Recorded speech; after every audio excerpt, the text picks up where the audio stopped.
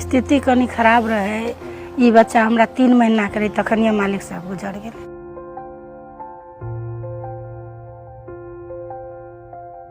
दुई 2065 सालमा श्रीमानको निधन हुँदा मन्जुदेवी स्वर्णकारका सन्तान सानै थिए।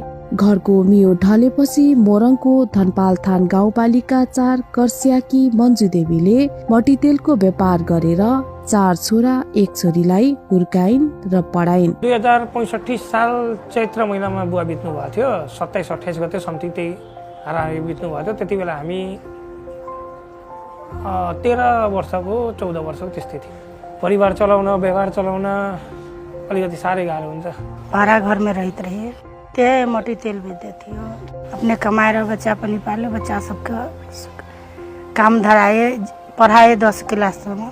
मम्मीले गर्दा गर्दै हामीलाई यहाँसम्म पुर्याउनु भएको छ। अहिले उनका छोराहरू आफ्नै खुट्टामा उभिएका छन्। 7 वर्ष यता कर्सिया बजारमा सुन पसल सञ्चालन गर्छन्। बबिया बिर्ता बजारमा पनि सुन पसल र फर्निचरको पसल सुरु गरेका छन्। कर्सिया र बबिया बिर्ता बजारको पसलमा दुई भाइ खटिएका छन्। पहिले हाम्रो कपडा पसल थियो, कर्सिया बजार हटियामै गरिरहेको थियो। त्यस पछाडि हामी विदेश गएको, विदेशमा 2 वर्ष जति बस्यौँ। अनि त्यही व्यवसाय सानै पसलबाट सुरु गरेको व्यवसाय हो यो सुरु गरेको हाम्रो 7 वर्ष पुगिसक्यो। पहिला विराटनगरमा गरेको काम, त्यस पछाडि विराटनगरमा 5-6 वर्ष गर्दाखेरि त्यस पछाडि कसिया आए। कसियामा फेरि काम गरेँ 3-4 वर्ष 5 वर्ष। त्यस पछाडि आफ्नै पसल खोलेँ। अर्को पसल पनि बिस्तारै जोड्दै गयौँ।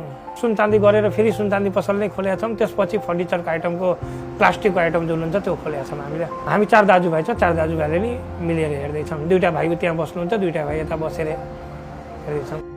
शून्यबाट माथि उठेका स्वर्णकार दाजुभाइ आफू स्वरोजगार मात्रै भएका छैनन्, अरूलाई पनि रोजगारी दिएका छन्। भाडाको कोठामा गुजारा गरिरहेको यो परिवारले आफ्नै घर बनाएका छन्, घडेरी पनि जोडेका छन्। परिवारभन्दा बाहिर अहिले 2 जना हुनुहुन्छ। अझै बचेको चाहिँ हामी कारिगरबाट विराटनगरबाट पनि बनाउँछौँ। घर बनाएको छ, पसल अलिकति सानो थियो, सानोबाट ठुलो बनायौँ।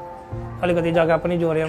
प्रगति राम्रै गरेको छ। मन्जुदेवीको परिवारको प्रगतिको यात्रामा 18 वर्ष यता जीवन विकास लघुवित्त वित्तीय संस्थाको सहयोग छ। संस्थाको ऋण सहयोगमा व्यवसाय विस्तार गरिरहेका छन्। हामीले स्टार्टिङ गर्ने बेलामा जीवन विकासबाट 3 लाख रुपियाँ ऋण लिएर नै स्टार्टिङ गरेका छौँ।